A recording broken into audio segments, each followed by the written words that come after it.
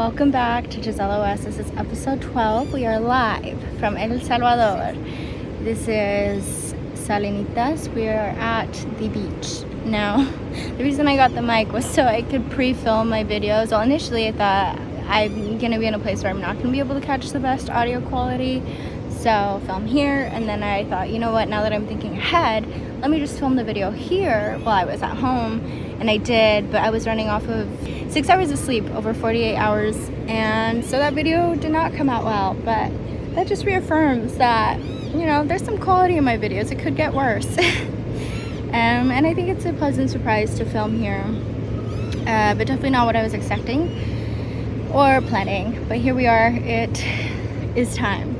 Episode 12. This one is not as obviously framed or positioned as most of my videos have been so far. I'm in the same place. I usually am recapping my notes after I have some kind of like synthesis of the week.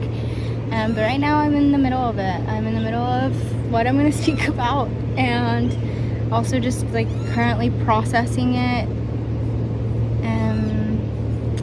So there we go. I've been dealing with a lot of ego. That has been the theme of the week, is ego. There's already a mainstream perception, so I want to run it down for you. The ways that ego can exist.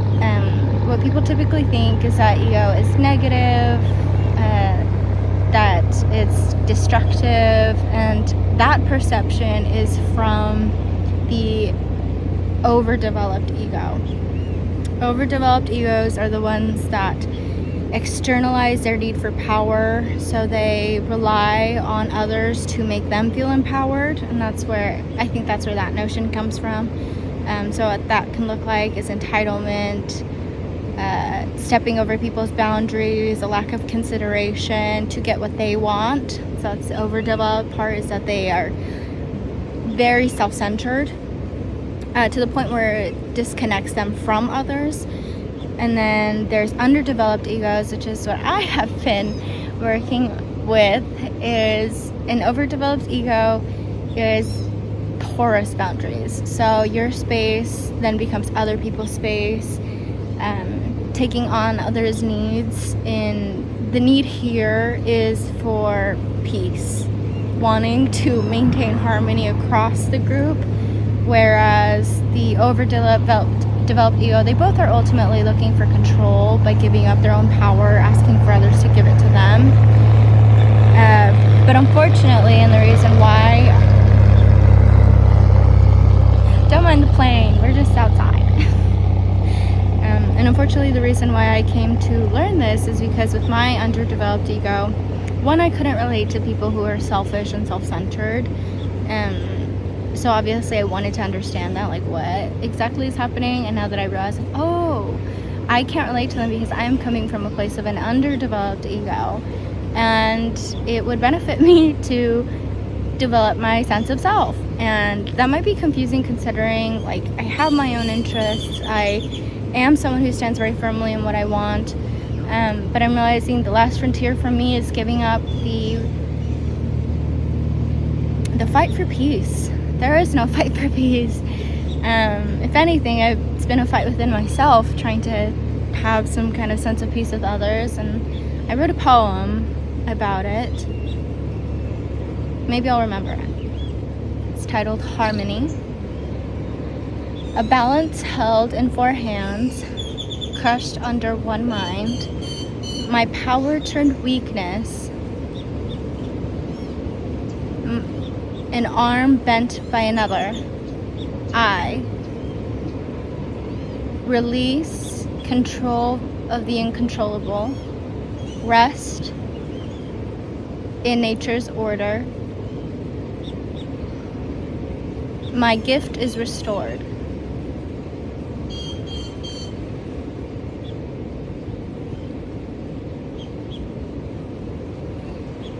Unmanipulated and respected. I move with the infinite.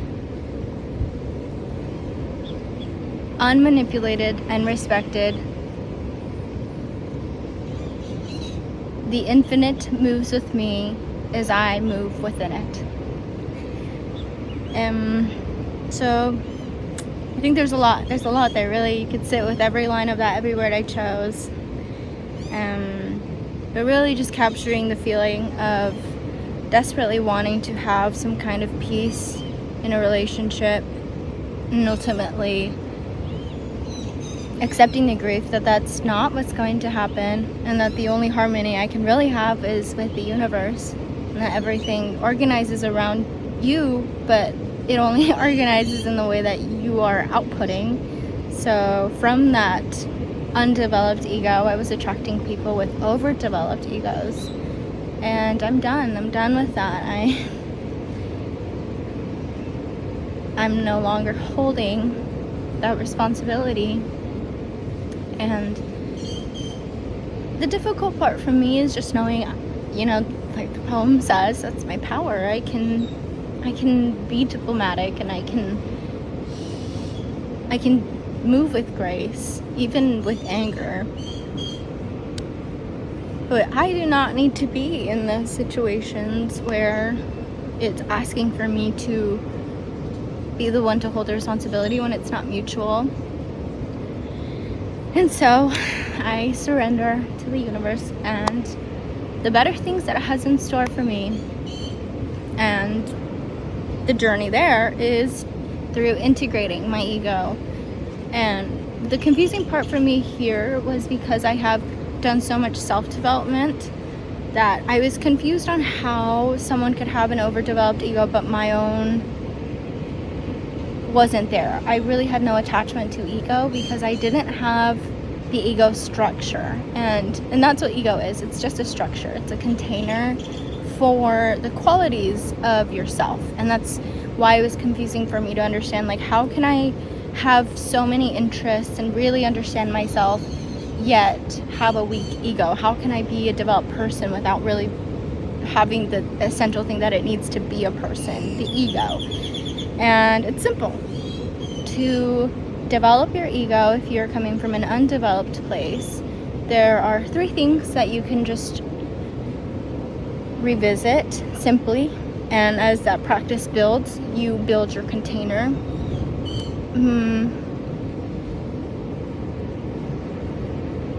Ultimately, what ego is self-referencing yourself in relation to other things. And because I wasn't doing the self-referencing of how am I feeling, what do I want, what is my truth first, I was externalizing my power to what do they want, what is happening, how can I help, and putting my needs second. So it's those 3 questions. You ask yourself how you feel, what you want, and what your truth is. Center yourself in your story, and everything else organizes around that, as the overdeveloped egos know. And while that might sound convenient to like steamroll over others and take advantage of people's kindness and labor without any consideration, they are also giving up their own power to others, looking for control in themselves by externalizing it, by looking for proof of it in the outside. And just with those 3 questions, you begin to self-center, and this solves my other question, which is, why do I not know what I want? I really don't want very many things, and this is where my detachment from ego starts, and this is where the detachment from ego comes in, is that because I wasn't referencing myself, I am so grateful for everything that I have, and that's what I thought it was. It's just like, maybe I'm just content. Maybe people want too much and I just don't want that much. I'm happy with peace and quiet, literally. But it's because I haven't been practicing that skill of asking myself first, what do I want here? What is my truth? What do I feel first? So day 2 out here. And it is so frustrating. There's a lot of grief for me, for sure, around seeing the ways that I participated in these dynamics and the way that I allowed myself to be stepped on, in hopes of harmony, and also anger for the people that step on others as well. Like, I understand what it's like to be the one that's demanded from and to see others demanding. But I realize that that's just the nature of our reality right now, and the most I can do is be an example of an integrated ego, having a strong sense of self first, and still being able to provide and still caring and being in service to my community. And I'm very good at that, because I could just dissolve my needs and take care of others first. But now I can develop my ego, and I think with that comes, and I think it'll also influence the way that this channel develops, something that I've noted and haven't quite figured out, but now I see the reason for, is my distinct style. I notice the way that I operate is around structure. I like meta-analysis. I like looking at how things work and not so much what they are or the story. I notice some people really focus on stories and feelings, and for me it's more mechanics. And I think it's because that's how I've been operating, is without that container. So I use other structure to structure myself. And that's exactly what I've done with my notebooks, with this YouTube channel. I use it as a way to be the reflection for myself. So I am excited to see my own personal taste develop as I develop my sense of self. Right now my style, and this is why it was confusing, is I do have a style, but it's just not in the same way that other people develop their style. Like, people will focus on textures or color palettes, like flavor, and for me it's the way that things interact together. I like tension between things. I like creating like a third from just two, and I like structure. So while it may look simple, for me the appeal is the way that it engages with the rest of, like right now I'm thinking my outfit, like my jackets. I really like structured jackets, and I think because my own features are soft, so I again like that tension. And I also like standard. I mean, even with the stationery, I chose a standard size. And it sounds boring, like why would I want something average, something standard? But because you can create so much within that set out structure. So that's on ego. And what brought me there last week, in the last video I tried to film, I wanted to get into emotional generosity and emotional maturity, and it stems from this conflict between egos. In hopes of harmony, I have been a very understanding and emotionally generous person.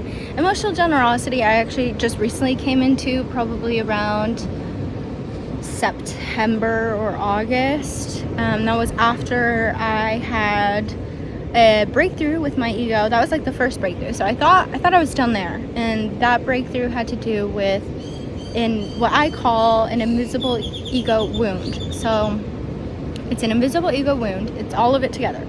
It's a wound on your ego that's invisible, because you're engaging in the world, yet the world does not know that you have given up so much of yourself to relate. And that's why I had made myself the play space for other people. I changed myself, I changed the words that I would use. I changed my response, not to appease them, but just in hopes that maybe they see I understand them. But that's exactly how I was operating, was for others. I was operating for others to connect to me. And then I came to the hard truth that no matter how much I adjust myself, connection will happen if it's mutual. And I had to stop adjusting for others and be okay with no connection. And that's where it goes back to moving, and that's where it goes back to the infinite moving with me as I move within it. I might not feel the same connection that I do with human. I might not feel the same connection that I feel with the universe around me as I do with humans. But this is enough for me. So that's where it began, was with the invisible ego wound, was giving myself the permission to stop trying. I had to stop building bridges that people wouldn't cross. And that obviously changed my relationships, my connections around me. I'm not accepting people that I have to put in extra work to connect with. And that's, I think for some people that can look like, oh, I'm trying to change my interests, who I am as a person. For me, it was just more my language and the way that I approach things, just being very, again, diplomatic, really putting other people's feelings and experience as a responsibility on myself when they're adults. If I misspeak, I should be able to have grace, because I'm also human. And that's where emotional generosity comes in. After integrating my invisible ego wound, I then realized how the ways that I pulled back emotionally came from that I didn't feel safe with that person because they weren't a container that could meet me. And so I had to come to the hard truth that no one can hurt me. No one is actually inside of my body. It's only me. I'm the one that gives them the space in my mind and in my heart. And they were evicted. They didn't. No one's been paying rent. I've been paying their rent. What the hell? I own this place. Actually, it's not rent here. I'm the owner.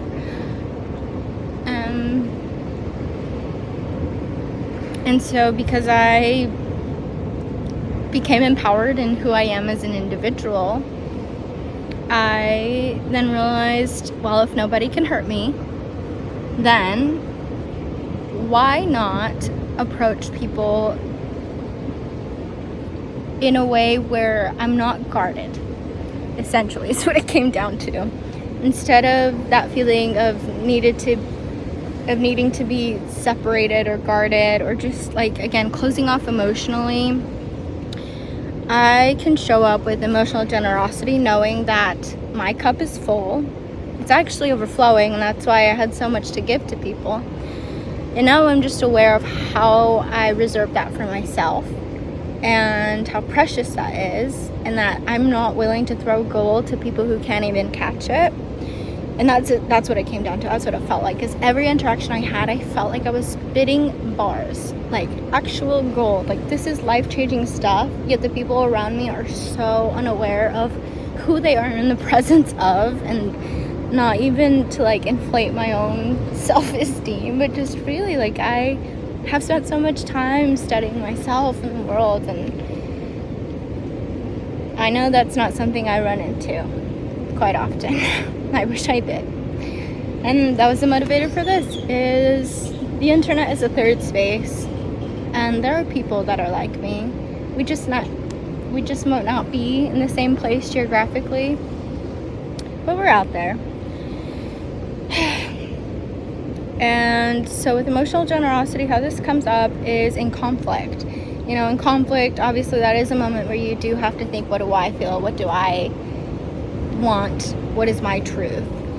And because of that weak sense of self, I had already given them permission to hurt me, when really we are separate. They are never within me. I am the one that's giving them that attention, that power to hold me. And so because of that, I thought being guarded was the move. And once I came into my own sense of self, and the funny thing is, when I came to that understanding, I actually felt smaller.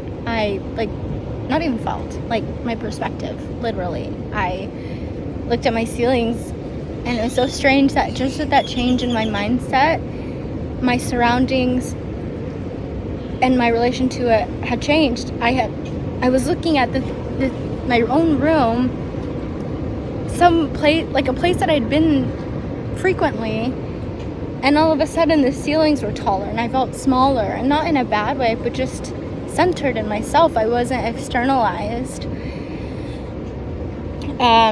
So I keep going back to the emotional generosity. That just means showing up with your cup full, because you're no longer spilling over for others. You can show up with warmth, openness, knowing that whatever the outcome is, you are in control of your sovereignty. It is only yours. And that's where boundaries come in. Things don't go over well. Your boundaries are for you to uphold, not needing anyone else to succeed.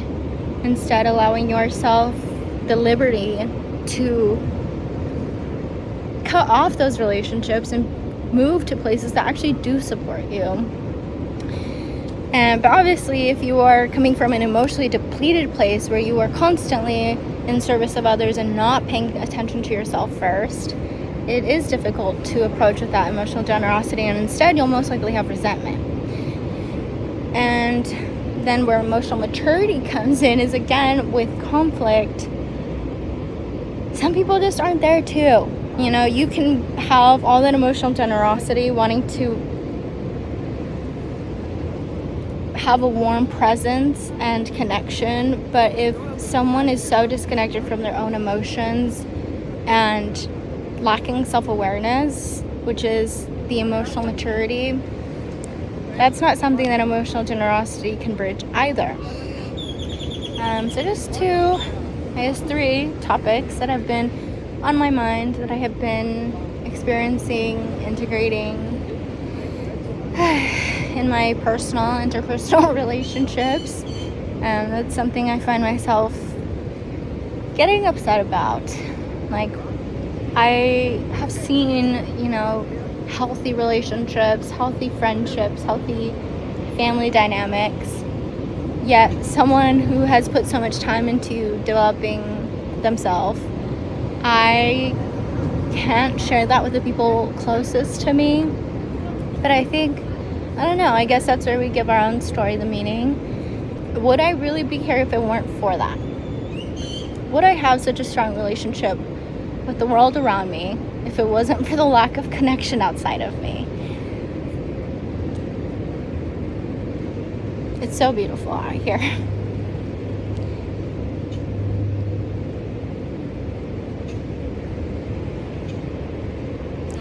Thank you for sitting with me. It's been 23 minutes. I might not edit this video much. We'll see what happens. I hope it comes out at least beautiful.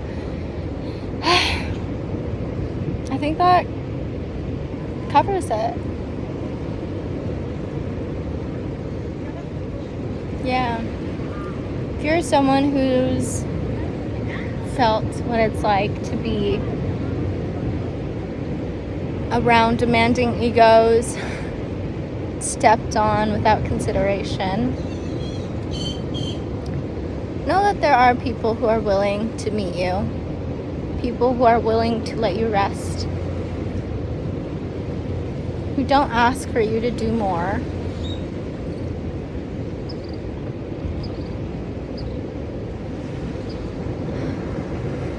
We're just in a point in time where there's a lot of hurt, and that's not to say that people with overdeveloped egos are evil or bad people. I don't believe in judging people for what they are. It just is the natural effect of such a disconnected world. But I say this to encourage you. Don't let the world get to you. Connect with the natural world around you. It might seem inanimate or impersonal. Sure, it's not a human, but it's just as touching and alive. It is very alive. You'll be surprised. I've had many moments where the universe has given me a hug. I hope you have a wonderful rest of your week. Thank you for watching, and I'll see you next time.